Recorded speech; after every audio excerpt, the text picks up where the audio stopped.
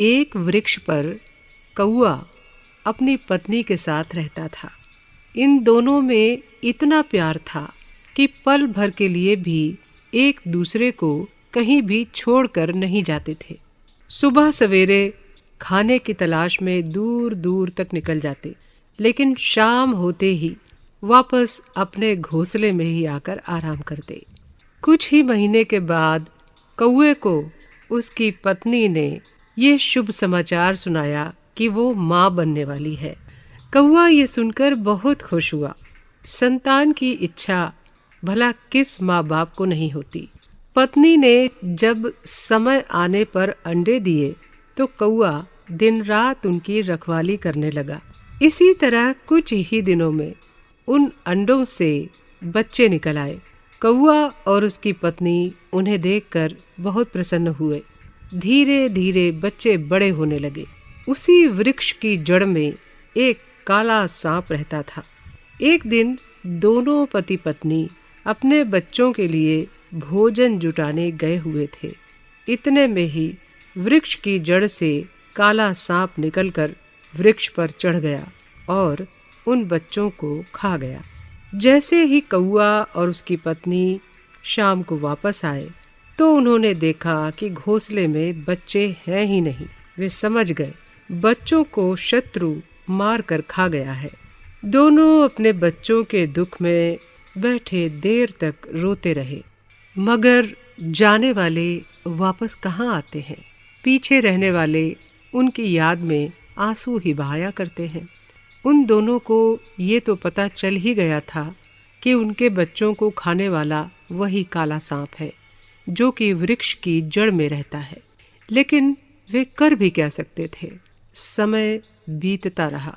कौए की पत्नी ने फिर अंडे दिए तो वो फिर कौए से कहने लगी, देखो अब जब इनमें से बच्चे निकलेंगे तो फिर से ये काला सांप इन बच्चों को खा जाएगा। मेरा विचार है कि हमें अपना घोंसला किसी अन्य वृक्ष पर बना लेना चाहिए।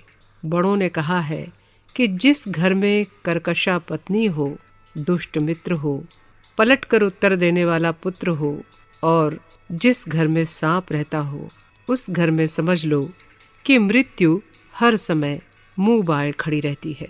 कौआ अपनी पत्नी की ओर प्यार से देखते हुए बोला, तुम चिंता मत करो प्रिय। आज तक मैं इस सांप को इसीलिए छोड़ता आया था कि ये हमारा पड़ोसी है, किंतु मैं इसे क्षमा नहीं करूँगा क्योंकि अब ये हमारा पड़ोसी नहीं, हमारा शत्रु है। मगर आप इतने भयंकर सांप को कैसे मार सकेंगे? कौए की पत्नी ने डर कर कहा, प्रिय देखो, शक्ति में तो ये हमसे बढ़कर है, लेकिन बुद्धि में छोटा है। मैं इसके साथ बुद्धि से लड़ूंगा और अवश्य ही मारने में सफल हो जाऊंगा। प्राणनाथ, आप पहले अपने बच्चों के बारे में सोचिए। हाँ हाँ, वही तो बताने जा रहा हूँ, कौए ने कहा। मेरी बात बड़े ध्यान से सुनो। इस जंगल में एक सरोवर है। उसमें हर सुबह इस देश का राजकुमार नहाने के लिए आता है। स्नान करने से पहले अपने वस्त्रों के साथ साथ गले में पहने हुए आभूषण भी उतार कर रख देता है। इन आभूषणों में उसके गले में पहना मोतियों का हार भी होता है। तुम सुबह ही उस सरोवर पर जाकर बैठ जाना। जैसे ही राजकुमार नहाने के लिए आकर अपना हार उतारे, तुम उसी समय उस हार को उठाकर ले आना और उसे सांप के बिल में आधा अंदर आधा बाहर करके डाल देना। बस फिर क्या था, वो सुबह उठते ही उस सरोवर पर पहुंच गई। राजकुमार ने अपने वस्त्र उतारे, उनके साथ ही उसने अपना हार भी उतारकर एक ओर रख दिया। पहरेदार दूर बैठे थे। बस कौवे ने समय का लाभ उठाया और हार लेकर उड़ गई। हार को लाकर उसने सांप के बिल में डाल दिया।